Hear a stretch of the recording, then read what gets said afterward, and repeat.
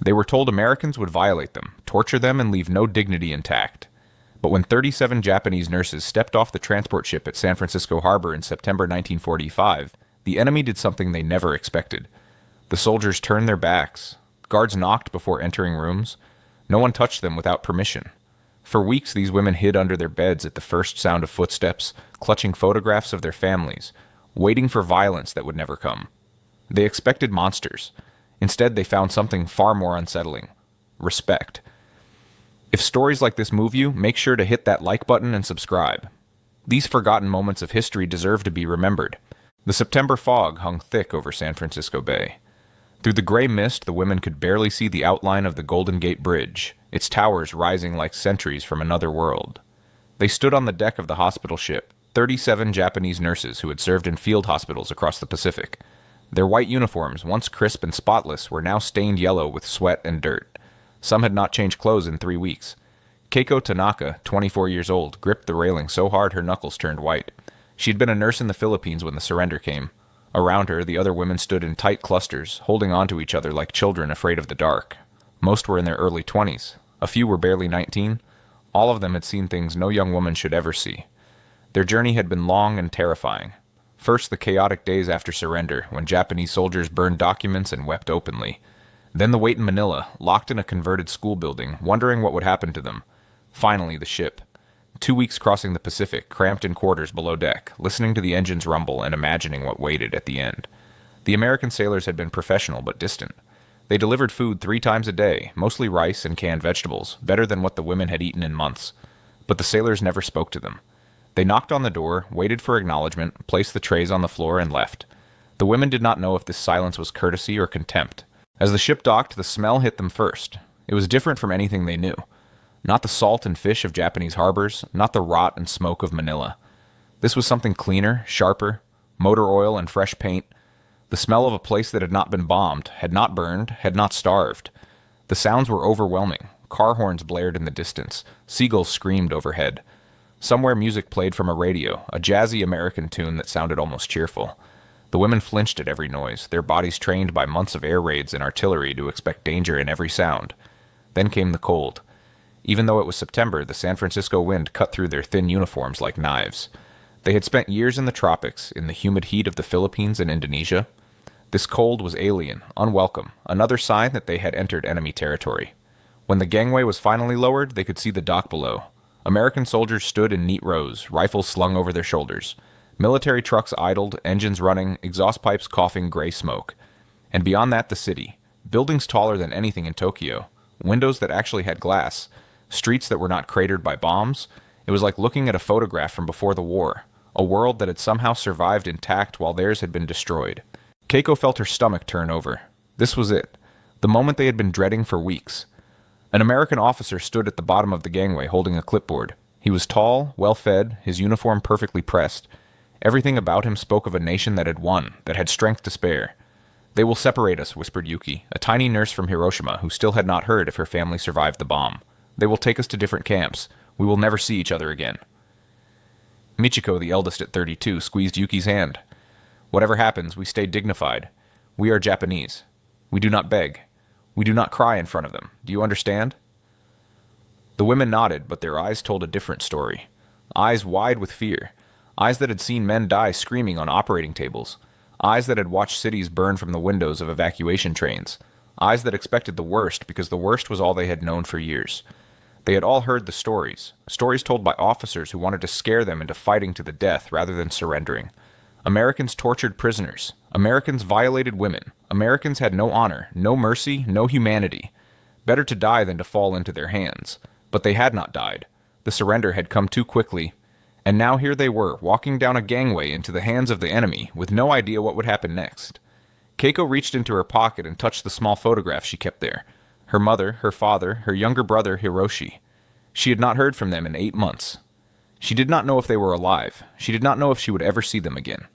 All she knew was that she had to survive whatever came next. The first woman stepped onto American soil, then another, then another. 37 pairs of feet in worn-out shoes, walking toward an uncertain future. The American soldiers watched but did not move, did not shout, did not point their rifles. Just watched, their faces unreadable behind sunglasses and cigarette smoke. And Keiko, walking in the middle of the group, thought something she would never admit out loud. She thought, maybe the bombs hit the wrong country, because America looked like it had never seen war at all. The trucks took them to Fort Mason, a military processing facility on the waterfront. The ride was short, but felt eternal. The women sat pressed together in the back of covered trucks, unable to see where they were going, listening to the unfamiliar sounds of American streets, traffic, voices speaking English, laughter, actual laughter as if the war had never happened. When the truck stopped and the canvas flaps opened, they found themselves in a large courtyard surrounded by barracks buildings. Guards stood at intervals, but they kept their distance. An American woman in a military uniform stepped forward. She was older, perhaps 40, with gray streaking her brown hair. She spoke in careful, measured Japanese. "Welcome. My name is Lieutenant Morrison. I will be your liaison officer. You will be processed here and then moved to a facility where you will stay until arrangements can be made for your return to Japan. Please form a single line for medical examination." Medical examination. The word sent a chill through the group. Keiko had heard what happened during medical examinations of female prisoners. Humiliation, violation, all under the guise of health checks. Around her, she could feel the other women's bodies go rigid with fear. Lieutenant Morrison seemed to sense their terror. She held up both hands, palms out, in a gesture that needed no translation. "Stop, wait, listen. The medical examinations will be conducted by female doctors and nurses only. No male personnel will be present. You will be examined one at a time in private rooms. You may keep your undergarments on unless you choose to remove them. No one will force you to do anything. Do you understand?" The women stared at her in disbelief. Keiko exchanged glances with Michiko. Was this a trick? A way to make them lower their guard? But Lieutenant Morrison's face showed nothing but professional calm. She gestured toward a nearby building. "Nurse Tanaka, you are first. Please follow me." Keiko's heart hammered in her chest. She glanced back at the others, saw their frightened faces, and forced herself to walk forward. If this was going to be terrible, better to know now. Better to warn the others. The examination room was small, clean, and blindingly white. It smelled of disinfectant, the same sharp chemical smell as Japanese hospitals.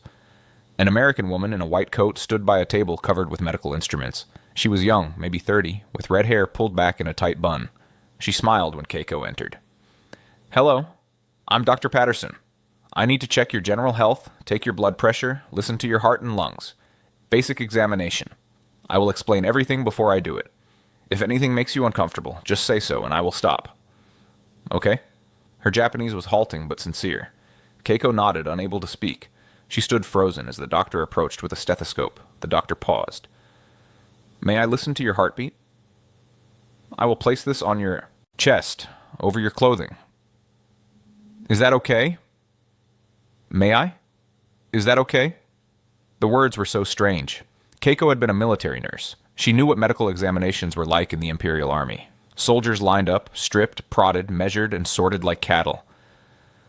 No one asked permission. No one explained anything. You simply endured. "Yes," Keiko whispered. The examination took 20 minutes. The doctor checked everything. Eyes, ears, throat, heart, lungs, blood pressure. She asked questions about injuries, illnesses, diet. She wrote notes on a chart. And through it all, she maintained a respectful distance. She announced every action before she performed it. She kept Keiko fully clothed except for one brief moment when she asked her to lift her shirt to check for skin conditions, which Keiko could refuse if she wished. When it was over, Dr. Patterson smiled again. "You are healthy, underweight, and malnourished, but nothing that good food will not fix. You will receive vitamin supplements starting today. Do you have any questions?" Keiko shook her head, still too stunned to speak. As she left the room, Lieutenant Morrison was waiting outside. The older woman looked at her carefully. "Are you all right?" Keiko nodded slowly. All right was not the word. Confused, disoriented, suspicious, but not violated, not humiliated, not harmed. She walked back to the waiting area where the other 36 women sat in terrified silence. They looked at her with desperate questions in their eyes. Keiko took a deep breath. "It is okay," she said quietly. "It is actually okay." After all the medical examinations were complete, the women were led to a mess hall. It was late afternoon by then, and they had not eaten since morning. The smell of food hit them as they entered, and several women gasped audibly. Not the smell of rice gruel or watery soup, the smell of real food, meat, vegetables, bread. The mess hall was large and bright, with rows of long tables and benches. A few American soldiers sat at the far end, eating their own meals, but they barely glanced at the Japanese women. Lieutenant Morrison gestured toward a serving line. "Please take a tray and serve yourselves. Eat as much as you want. There is plenty." The women approached the serving line cautiously, as if it might be a trap. Behind the counter stood American soldiers in cooks' uniforms, serving food onto plates with large spoons. Mashed potatoes, green beans, sliced beef and gravy, fresh bread rolls, and at the end a pitcher of cold milk and one of water. Yuki was first in line. She held out her tray with trembling hands. The cook, a heavy-set man with a kind face, loaded her plate generously. He said something in English. She did not understand the words, but his tone was friendly. He was smiling. She stared at the food on her tray as if it were an illusion. The women sat together at one table, their trays in front of them, unable to move. Back in the Philippines, in those final desperate months, they had sometimes gone days with only a handful of rice and whatever could be scavenged from the jungle. They had watched soldiers die not from wounds, but from starvation. They had seen civilians fight over spoiled vegetables, and now here was more food than they had seen in a year, just sitting in front of them, free for the taking. "Is it poisoned?" someone whispered. Michiko shook her head firmly. "No. If they wanted us dead, they would have killed us on the ship, or on the dock. They would not waste food poisoning us." She picked up her fork, the Western utensil feeling awkward in her hand, and took a bite of mashed potatoes. Her eyes widened. She chewed slowly, then swallowed. Then she started to cry. "It is real," she whispered. "It is real food." That broke the dam. All 37 women began eating, some crying, some laughing in disbelief, some eating so fast they choked and had to slow down. The meat was tender, seasoned with salt and pepper. The potatoes were creamy with butter. The bread was soft and warm. The milk was cold and sweet. It was not Japanese food, not what they craved in their hearts, but it was real and abundant, and it filled their hollow bellies with something other than fear. Keiko ate slowly, savoring every bite, but her mind was spinning. Why? Why would the Americans feed them this well? Prisoners were supposed to get bare minimum rations.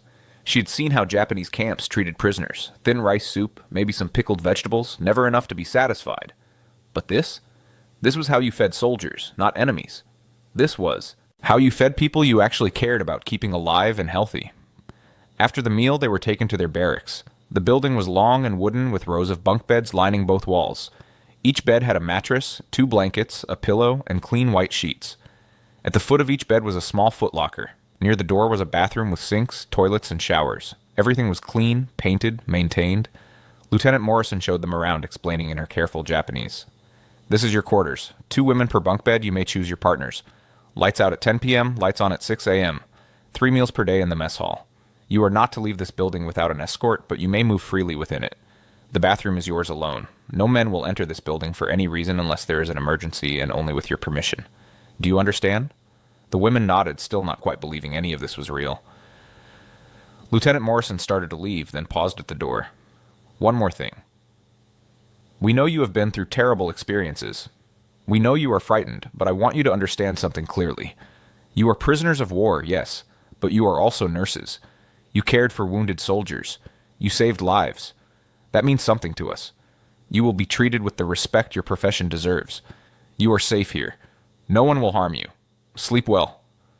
She closed the door behind her.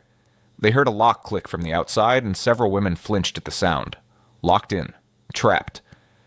But as they looked around the clean, warm barracks, with its soft beds and its private bathroom and its promise of 3 meals a day, trapped did not feel like the right word. That night none of them could sleep. They lay in their bunks, staring at the ceiling, whispering to each other in the dark. The day had been too strange, too different from what they expected. The gentle doctor, the abundant food, the clean quarters, the respect. It did not fit any story they had been told about Americans. It did not fit what they knew about being prisoners. It did not fit the war they had just lost. "Maybe it is only the first day," whispered Yuki from the bunk below Keiko. "Maybe tomorrow they will show their true nature." Keiko did not answer. She was thinking about the way Lieutenant Morrison had said, "You are safe here."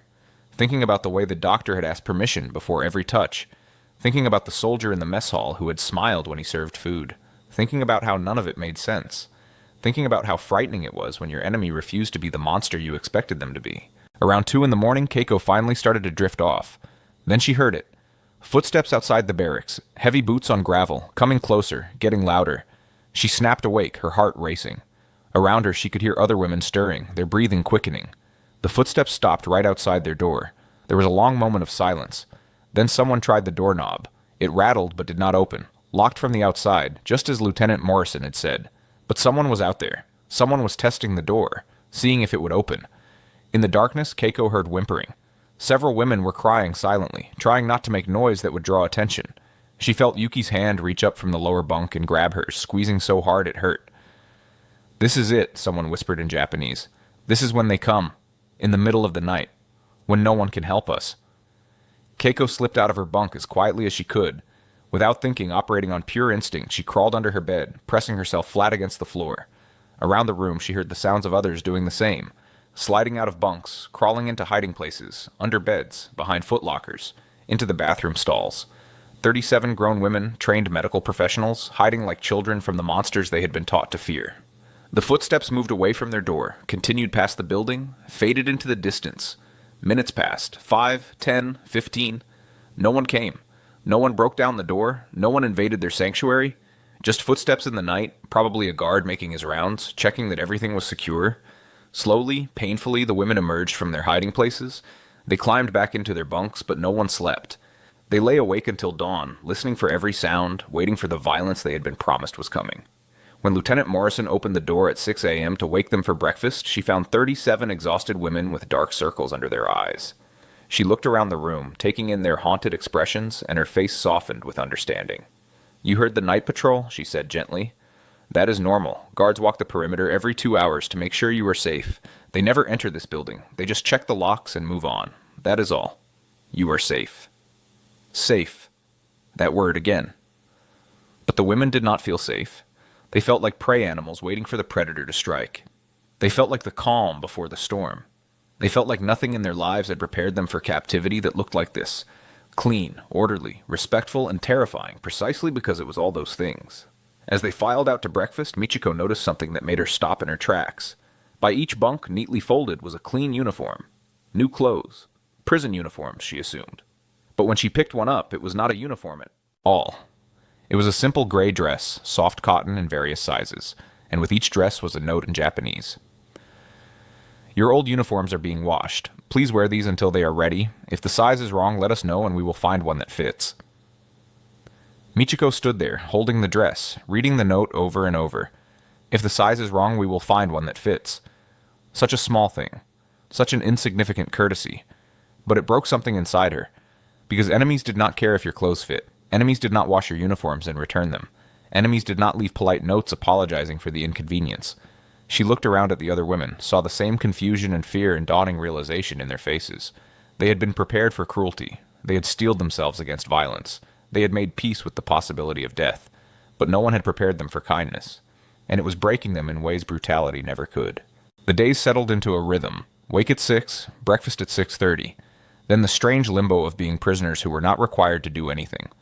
Lieutenant Morrison explained that they were still being processed, that arrangements were being made for their eventual return to Japan, that for now they simply needed to rest and recover their health. Rest. It was such a foreign concept. For years they had worked 12-hour shifts in field hospitals, operating on wounded soldiers with inadequate supplies, sleeping in snatches between air raids, always exhausted, always afraid, and now they were told to simply rest, to sit, to wait, to do nothing. The American authorities provided books in Japanese, though the selection was limited. Old novels, pre-war magazines, anything they could find. They were given paper and pens to write letters, though no one knew where to send them or if the letters would ever reach Japan. They were allowed outside twice a day for fresh air, escorted walks around the facility's grounds, always under guard but never closely supervised. Most shocking was the medical care. A female doctor visited them twice a week, checking on their health, treating minor ailments, distributing vitamin supplements. The women were all malnourished after months of poor rations, and several had chronic conditions from years of inadequate nutrition. The doctor treated everything patiently, thoroughly, never rushing, always explaining what she was doing and why. Keiko found herself gaining weight for the first time in 2 years. Her uniforms, when they were returned cleaned and pressed, were suddenly too tight around the waist. Her face, which had been gaunt and hollow-cheeked, started to fill out. She caught her reflection in a bathroom mirror one morning and barely recognized herself. She looked healthier than she had since before the war. She was a prisoner, locked in enemy territory, and she had never been in better physical condition. The food remained absurdly abundant. 3 full meals a day, every day without exception. Meat at almost every meal. Fresh vegetables, real butter, fresh milk. The cooks even tried to make some dishes closer to Japanese style. Rice instead of potatoes, fish instead of beef on some days. The women ate mechanically at first, too frightened to enjoy it, waiting for the day when the rations would be cut, when the real prisoner treatment would begin. But the day never came. After 2 weeks, Lieutenant Morrison made an announcement. "We have received permission for you to work, if you wish." There is a military hospital nearby. They need nurses. The work would be voluntary, and you would be paid the same rate as American civilian nurses. You would treat American soldiers. If you do not wish to do this, no one will force you. But if you want to work, the opportunity is available. The women were stunned. Work? Treating American soldiers? And they would be paid? It was absurd. It was impossible. It was exactly the kind of propaganda story their own officers had told them Americans would use, forced labor disguised as voluntary work. But Lieutenant Morrison's face showed no deception. She simply waited for their response. After a long silence, Keiko raised her hand tentatively. If we work at the hospital, can we write letters to our families? Can you help us find out if they are alive? Lieutenant Morrison nodded. We are already working on that. The Red Cross is helping us locate families of prisoners. It takes time, but yes, we will help you find your families, whether you work or not. Whether you work or not. The help was not conditional. The kindness was not transactional. It was simply given, freely, without price. Keiko felt something crack inside her chest. She had been holding herself together through sheer willpower, refusing to break, refusing to show weakness. But this simple statement, we will help you whether you work or not, was somehow more devastating than any cruelty could have been. I will work, she said quietly. I am a nurse. It is what I do. One by one, the others agreed. Not all of them. Some were too traumatized, too afraid, too uncertain. But most did. They were nurses. It was their identity, their purpose, the one thing the war had not taken from them. And if they were going to be prisoners anyway, better to be prisoners who were useful, who had a purpose, who could do something other than sit and wait and wonder. The first day at the hospital was terrifying. The women were transported in the morning by bus, escorted by 2 guards who sat at the front and never looked back. The hospital was a large, modern facility, blindingly clean, filled with wounded American soldiers recovering from the Pacific Campaign. Men who had fought against Japan, men who had seen their friends die to Japanese bullets and bombs, men who might very well hate every Japanese person they saw. Keiko and 5 other Japanese nurses were led to a ward on the 3rd floor. The head nurse, an older American woman named Mrs. Campbell, showed them around with professional efficiency. These are the supply closets. This is how we do medication rounds. This is the schedule.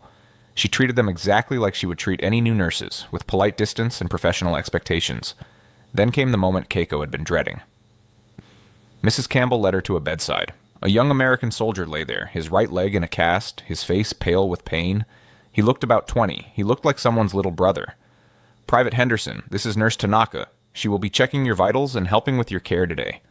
The soldier's eyes widened when he saw Keiko. She saw him register her face, her features, understanding immediately that she was Japanese. She waited for the hatred, the anger, the refusal to be treated by an enemy. She had prepared herself for it, had steeled her spine and lifted her chin and decided she would maintain dignity no matter what he said. But Private Henderson just stared at her for a long moment. Then he said in careful, slow English, "You are a nurse?" Keiko nodded. "Yes, I am a nurse." "Okay then." He lay back against his pillow. "My leg hurts like hell. Can you do something about that?" That was it. No rage, no refusal. Just a soldier in pain asking for help from someone who knew how to give it. Keiko checked his chart, saw that he was due for pain medication, and prepared the injection with shaking hands. As she administered it, Private Henderson watched her carefully, but not with hostility, more like curiosity. "Were you a nurse during the war?" he asked quietly. "Yes." "Must have been tough. I heard the conditions were pretty bad toward the end." Keiko did not know how to respond. Was this a trap? A test? But Private Henderson's face showed only genuine interest. He was making conversation, the way patients always did with nurses, trying to pass the time and distract themselves from pain. "Yes," she said finally. "It was very tough. For everyone." He nodded slowly. "War is hell, no matter which side you're on." "Thanks for the pain meds. You are good at that." Did not even feel the needle. Over the following weeks, this became the pattern. Most patients simply accepted the Japanese nurses without comment. Some were curious, asking questions about Japan, about their experiences, treating them like people rather than enemies. A few were hostile, refusing to be treated by them, asking for American nurses instead.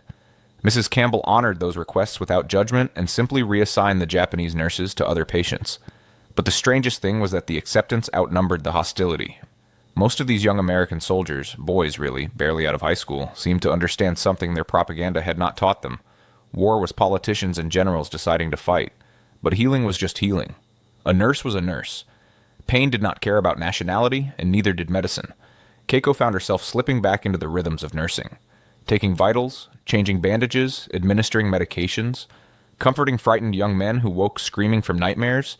It was familiar, purposeful, grounding, and it was strange to discover that caring for American soldiers felt exactly the same as caring for Japanese soldiers had felt. They bled the same. They hurt the same. They cried for their mothers the same. They were just boys caught in something bigger than themselves. One afternoon, Private Henderson called her over. He had been in the hospital for 3 weeks now, recovering slowly from a shattered femur.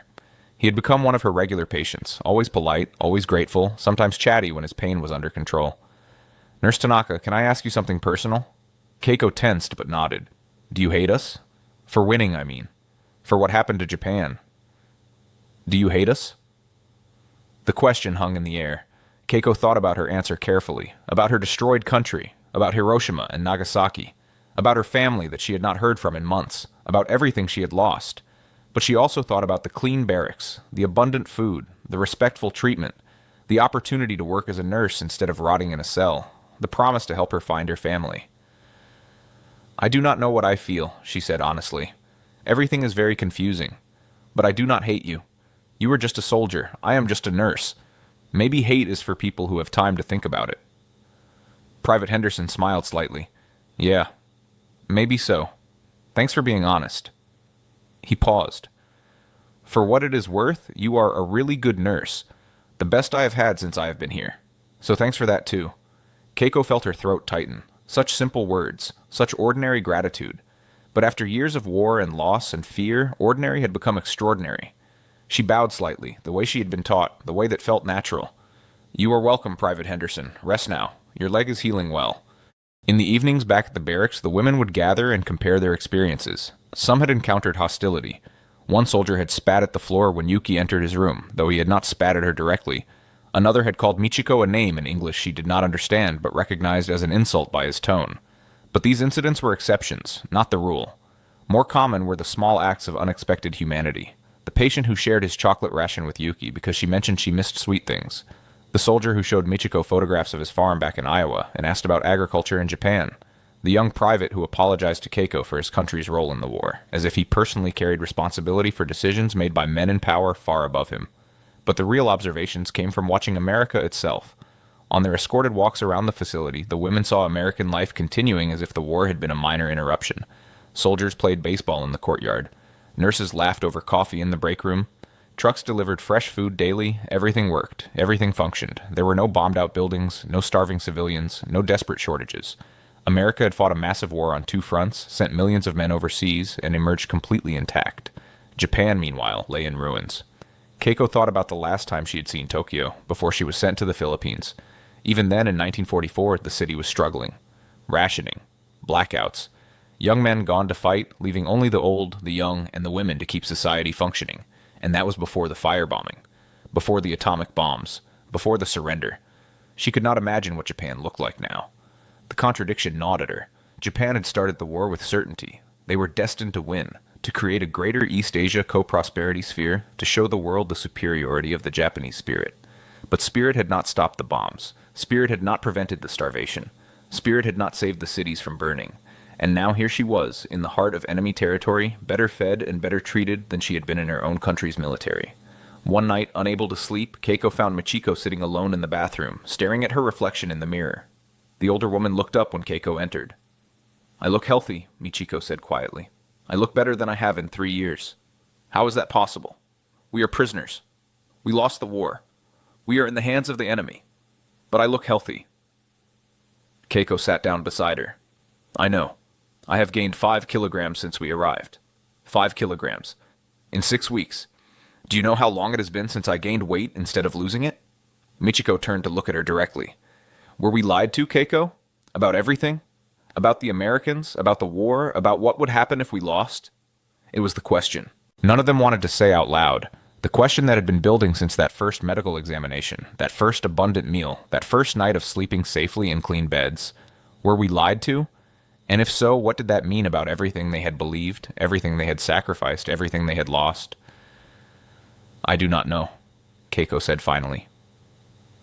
"Maybe we were lied to about the Americans. Maybe they were lied to about us. Maybe everyone lies during war because truth is too complicated and soldiers need simple stories to fight for. But I know this. I am alive. We are all alive. We are fed. We are safe. We are treated with respect. Whatever we were told would happen has not happened. That is all I know for certain. Michiko nodded slowly. Do you know what frightens me most? Not the Americans. Not being prisoners. What frightens me is that I am starting to forget how to hate them. I want to hate them. For the bombs, for the victory, for everything we lost. But how do you hate someone who feeds you? Who heals you? Who treats you like a human being? How do you hate that? Keiko had no answer. She reached out and took Michiko's hand, and they sat together in silence. Two Japanese women in an American facility, trying to understand a world that had suddenly become far more complicated than any war propaganda had prepared them for. Outside, they could hear the sound of American soldiers talking and laughing as they passed by on patrol. Not threatening, not menacing. Just doing their jobs, walking their rounds, making sure everything was secure, making sure the Japanese nurses were safe for another night. It was such a strange inversion. The enemy was protecting them. The people they had been taught to fear were keeping them safe. And somehow that was more terrifying than cruelty would have been. 2 months into their captivity, Lieutenant Morrison came to the barracks with a canvas bag. Her face was serious but not unkind. She gathered the women into the common area and sat down with them, the bag at her feet. The Red Cross has been working to locate your families. We have received some responses. I have letters here for 15 of you. I wish I had letters for all of you, but many areas of Japan are still too damaged for effective communication. We will keep trying. She started calling names. Each time a woman's name was called, she would step forward with trembling hands to receive a thin envelope, often stained and bent from its long journey. Some women clutched the letters to their chests and walked away to read them in private. Others tore them open immediately, desperate for news. Keiko's name was called. She stepped forward, her heart pounding so hard she thought everyone must be able to hear it. The envelope was addressed in her mother's handwriting. Her mother was alive. That alone was enough to make her knees weak. She found a corner of the barracks and opened it with shaking hands. The letter was short. Paper was scarce, her mother explained. Everything was scarce. Tokyo had been devastated by firebombing. Their house was gone. They were living in a temporary shelter with 6 other families, sharing one room. Food was rationed to barely enough to survive. Her father had been injured in a bombing raid and could no longer work. Her brother Hiroshi was missing, last heard from in Manchuria, no word since the surrender. But we are alive, her mother wrote. We survived. I thank every god I know that you survived, too. Please take care of yourself, Keiko. Please come home when you can. We need you. Keiko read the letter 3 times, then carefully folded it and pressed it against her forehead as if she could absorb her mother's words into her body. Her family was alive. Barely struggling, suffering, but alive. She should have felt relief. She did feel relief. But she also felt something else, something shameful and terrible. She felt guilty. Because while her family huddled in a single room, eating rationed rice and wondering where their next meal would come from, she was here. In a clean barracks with a comfortable bed, eating 3 full meals a day, gaining weight, working as a nurse in a modern hospital, being treated with respect and dignity. She was a prisoner of war, but she was living better than her own family living free in Japan. Around her, other women were having similar revelations. Yuki sobbed openly. Her family's house in Hiroshima was in the blast zone. They had evacuated just in time but lost everything they owned. They were now living with relatives in the countryside, farming someone else's land. Michiko's husband had been killed in the battle for Okinawa. She was a widow at 32, and her children were living with her mother-in-law, all of them crowded into a 2-room apartment in Osaka. That night, the mood in the barracks was darker than it had ever been. The women who received letters were devastated by what they contained. The women who did not receive letters were tortured by not knowing. And all of them were confronted with the same terrible truth. They were prisoners living better than the free citizens of their own country. The enemy was feeding them while their families starved. The contradiction was unbearable. At dinner that evening, several women could not eat. They stared at their plates of food and thought about their mothers, their siblings, their children going hungry. How could they swallow this abundance knowing their families had nothing? How could they sleep in these comfortable beds knowing their families slept on floors? How could they accept this kindness from the Americans when America had dropped the bombs that destroyed their country? Keiko forced herself to eat, but every bite tasted like betrayal. She was grateful to be alive. She was grateful to be well treated. But gratitude toward the enemy felt like treachery toward her family, toward her country, toward everything she was supposed to be. The war had ended, but the conflict inside her was just beginning. 3 weeks later, something happened that would crystallize the transformation already taking root in their minds. It was Yuki's 20th birthday. The women knew because she had mentioned it in passing. sad that she would spend her birthday in captivity, far from home, with no word yet on whether her family had survived the atomic bomb. That evening, when they returned from the hospital, they found Lieutenant Morrison waiting at the barracks with 2 American nurses. On the table in the common area was a cake, a real cake, frosted white with pink flowers, with 20 candles on top. Beside it were small wrapped packages. The Japanese women stopped in the doorway, confused and suspicious. What was this? A trap? A test? Some kind of American mockery? Lieutenant Morrison smiled at their reactions. We heard it was Nurse Fujimura's birthday. In America, we celebrate birthdays with cake and presents. We thought you might like to celebrate, even here, even now. Yuki stood frozen, staring at the cake as if it might attack her. I do not understand, she whispered in Japanese. Keiko translated for her, though she was barely less confused herself. Lieutenant Morrison listened, then replied carefully in her halting Japanese. There is nothing to understand. Today is your birthday. You deserve to celebrate. The war is over. We do not have to be enemies anymore. We can just be people. We can just be people. The words hit like a physical blow. For years they had been defined by their roles: Japanese nurse, enemy combatant, prisoner of war, all of those labels before any recognition of simple humanity. But here was an American officer saying that none of those labels had to matter, that underneath all the uniforms and nationalities in war, they were just people, and people celebrated birthdays. The American nurses lit the candles. They sang Happy Birthday in English, the melody familiar even if the words were foreign. They encouraged Yuki to blow out the candles and make a wish. When she did, tears streaming down her face, they applauded. Then they cut the cake and served it to all 37 Japanese women, along with the American visitors. The cake was sweet, rich, unlike anything they had tasted in years. The presents were small: a bar of soap, a comb, a notebook, a pencil. Simple things, practical things, but chosen with thought.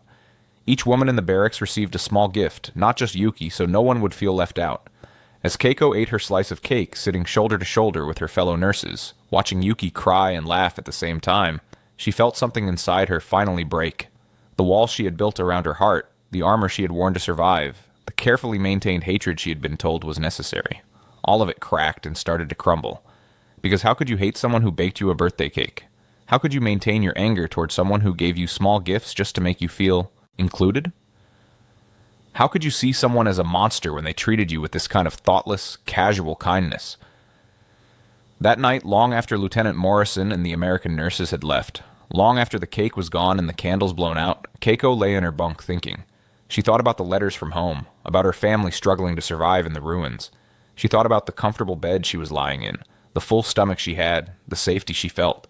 She thought about Private Henderson asking if she hated Americans. She thought about the birthday cake. And she realized that she was starting to see a truth she had never been allowed to see before. War was not a battle between good and evil. It was not heroes versus monsters. It was just people, frightened, complicated, flawed people, doing terrible things to each other because their leaders told them it was necessary. The Americans were not demons. The Japanese were not gods. They were all just people, trying to survive, trying to find meaning, trying to believe their suffering had purpose. But that realization brought no comfort. Because if war was just people hurting people for no good reason, then what did that make all the sacrifice? What did it make the deaths, the suffering, the destruction? What did it make Hiroshi, her missing brother, who might be dead in Manchuria for nothing? What did it make the bomb that destroyed Yuki's home? What did it make any of it?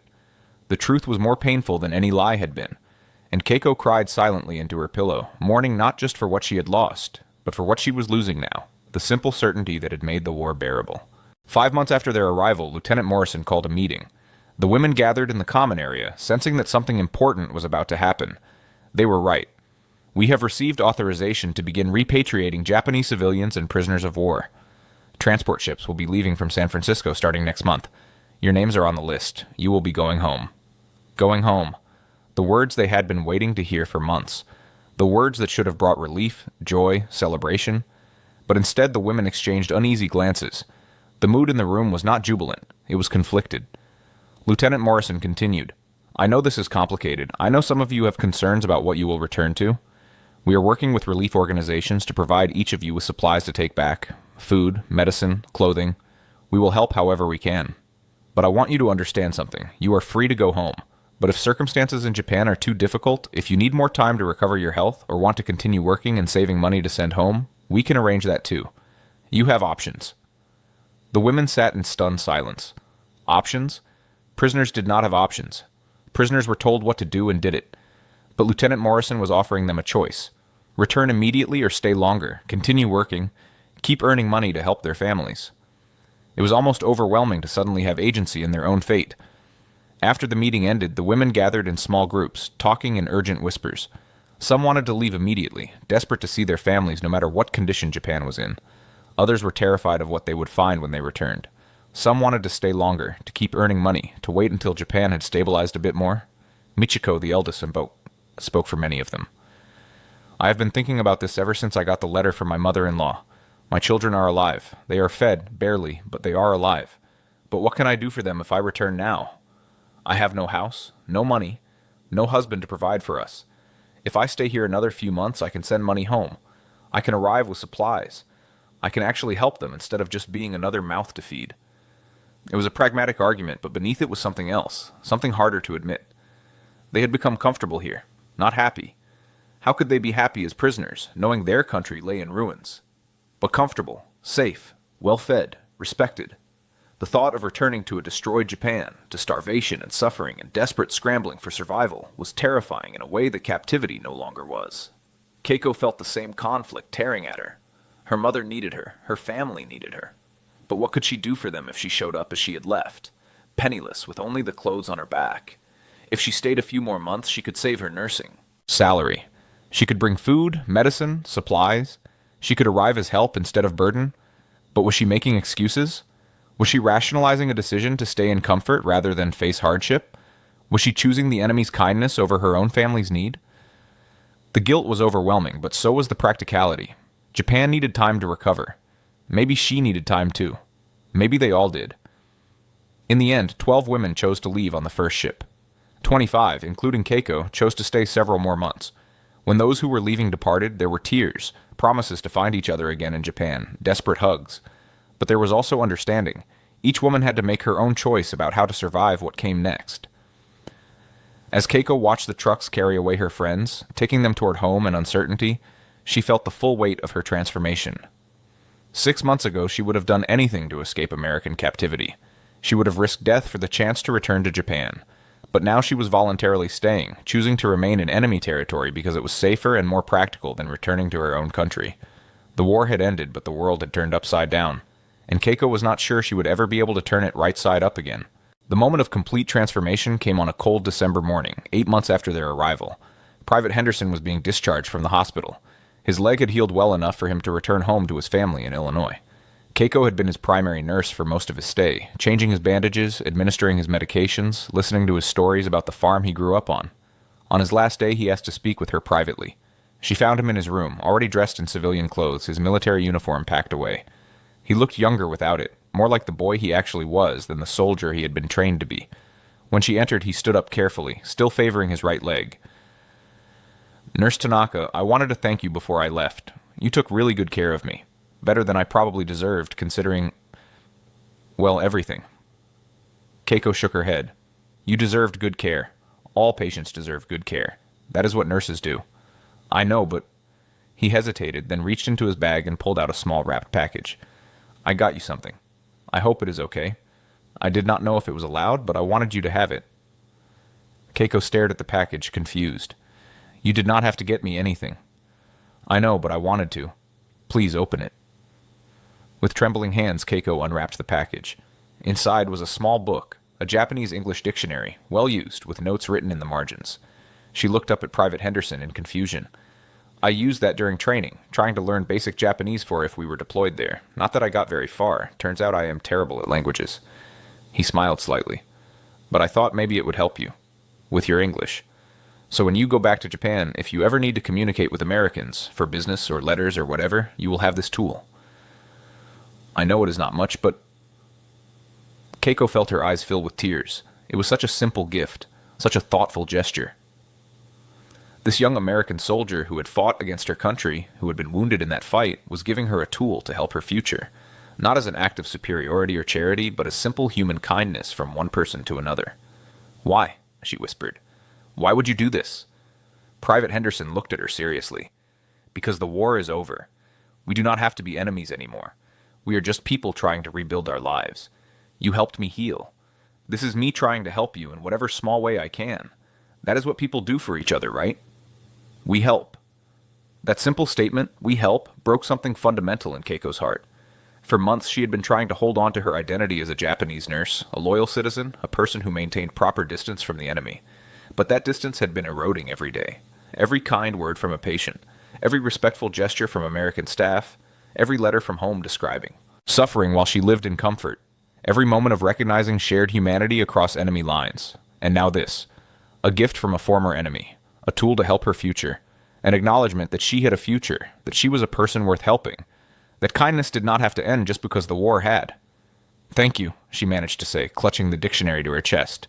Thank you so much. I will treasure this. Private Henderson smiled. You are welcome. And hey, if you ever make it to Illinois after all this is over, look me up. Henderson Farm, just outside of Springfield. We grow corn and soybeans. My mom makes the best apple pie in 3 counties. You would be welcome.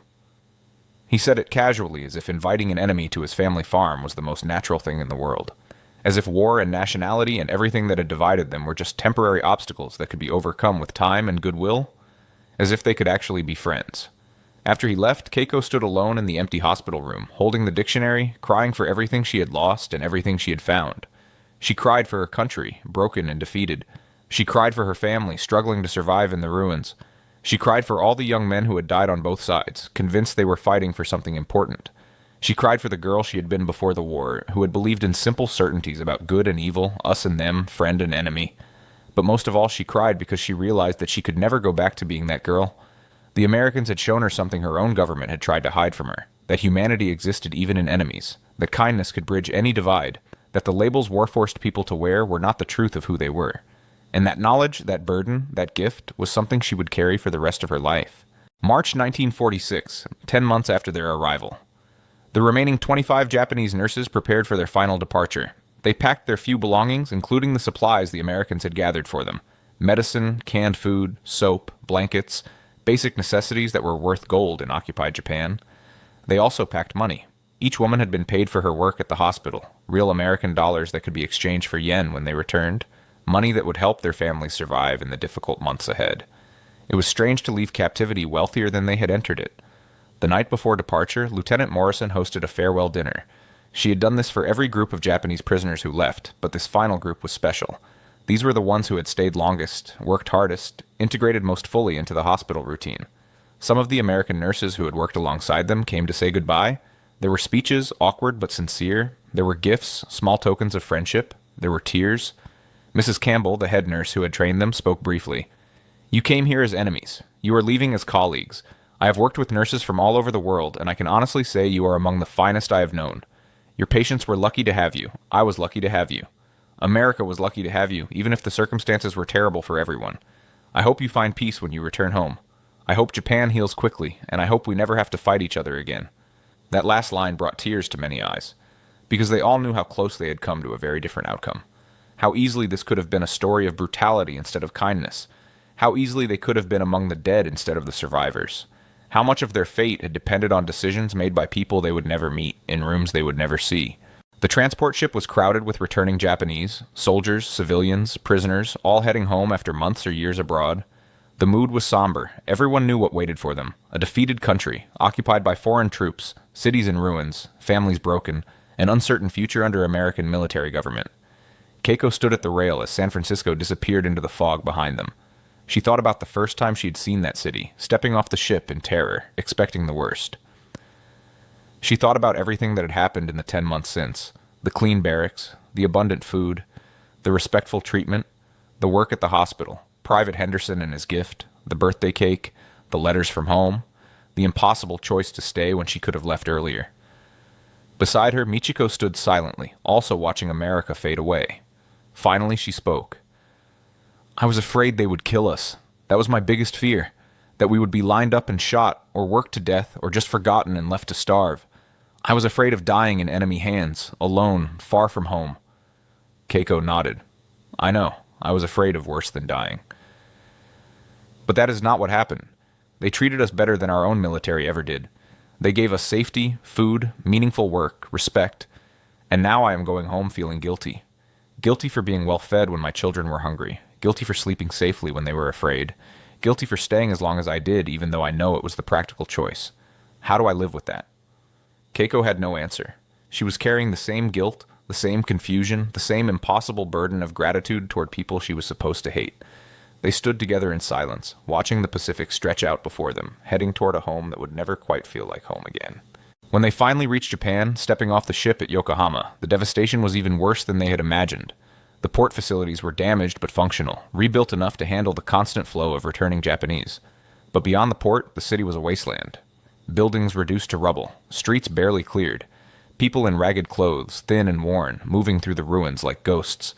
American troops were everywhere. Occupation forces maintaining order, distributing food aid, directing traffic. The sight of American soldiers on Japanese soil was jarring, wrong, a visual representation of defeat that no amount of preparation could make easier to accept. But the soldiers were not cruel. They were just there, doing their jobs, maintaining order in a broken country. Keiko made her way to Tokyo, or what was left of it. She found her family in a temporary shelter on the outskirts, exactly where her mother's letter had said they would be. When she walked through the door, carrying her bag of American supplies, her mother collapsed to her knees and wept. Her father, aged 10 years in the time she had been gone, embraced her silently. There was no news of Hiroshi. He was listed as missing, presumed dead, somewhere in Manchuria. That night, as they shared the food Keiko had brought, canned vegetables, rice, dried fish, more food than they had seen in months, her mother asked the question Keiko had been dreading. What was it like? Being captured by the Americans? Was it terrible? Keiko thought about how to answer, about the truth and the lies and everything in between, and she made a choice.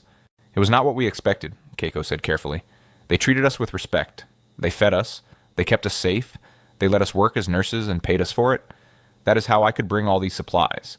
That is how I could come home able to help instead of just another burden. Her mother looked at her for a long moment. They were kind to you. The enemy was kind. Yes, they were kind. Her father spoke then, his voice rough with emotion. Then maybe there is hope. If enemies can show kindness even in war, maybe there is hope for peace. Maybe the world can heal. That became Keiko's truth.